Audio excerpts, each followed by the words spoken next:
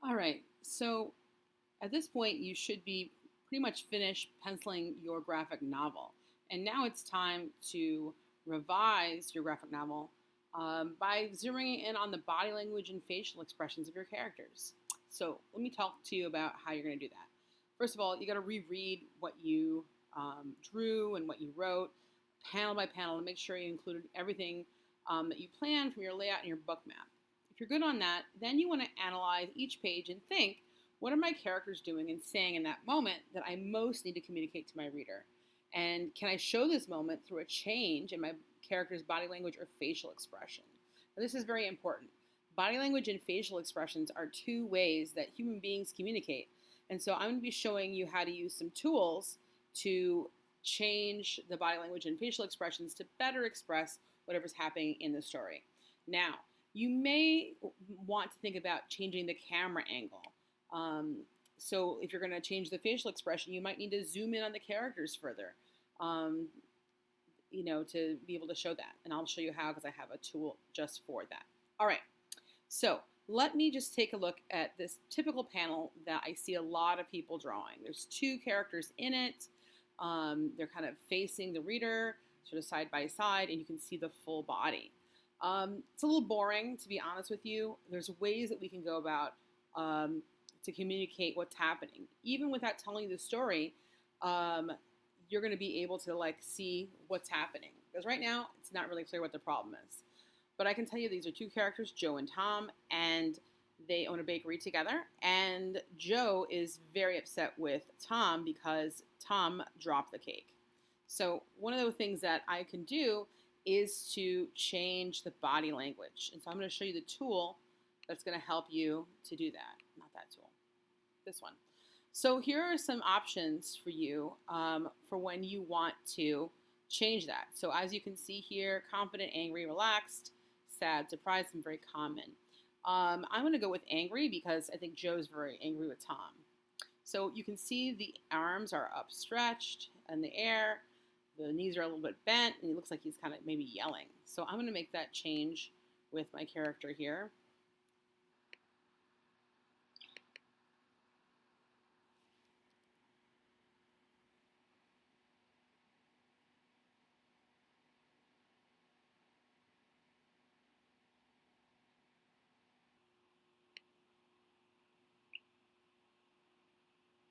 So now that I have my character kind of looking sort of an angry body language, maybe my other character, Tom, maybe needs to have a different expression, maybe surprised, sad, or relaxed. Maybe I think he feels sad because I feel like he feels maybe a little guilty. So his kind of shoulders are bent, his arms are down. Let me change that.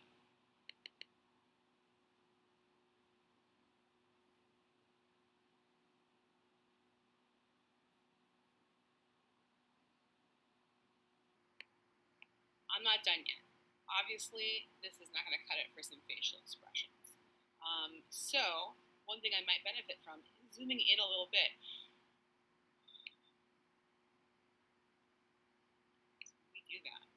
I'm going to zoom in a little bit so you can see, just the top half of the characters. Okay, and now I can really focus in on their facial expressions. So let's take a look at that. Here's some facial expressions from this facial expressions tool. As you can see, the angry, you kind of have some slashy eyebrows here, some frown lines there, and like teeth showing in the mouth. Let's do that for Tom first.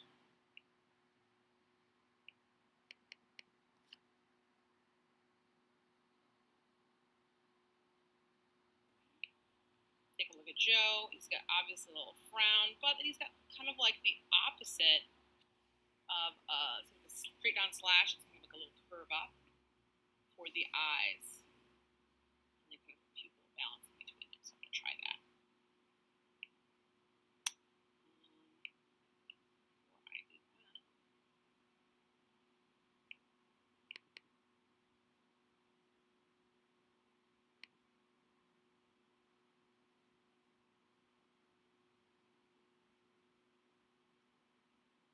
Last thing that's going to help you to make some choices here is you saw how I zoomed in for this work. Well, that's a change of the camera angles. So there's definitely some choices. So in the beginning, I've kind of had this very long shot, maybe the long shot with the two people in it. That was what I had drawn initially. But I decided if I was going to show the body language and the facial expressions, I kind of needed to do more than a close-up. So I did this medium close-up shot. And I actually did the two shot because there's two people in it kind of side by side. Now I might think about making some changes for different types of dialogue or different types of actions. It's up to you, but you're going to use these tools to help you to do this work. So that's just another helpful tool. So again, when you go to do this work, you need to make sure that you're rereading panel by panel and making sure you include what you planned from your layout and book map. You need to analyze each page and think, are your characters doing and saying in that moment? And are you communicating that to your reader? And then if you're not communicating that most important thing, can you make a change with body language, facial expression, or the camera angle in order to do that? Good luck.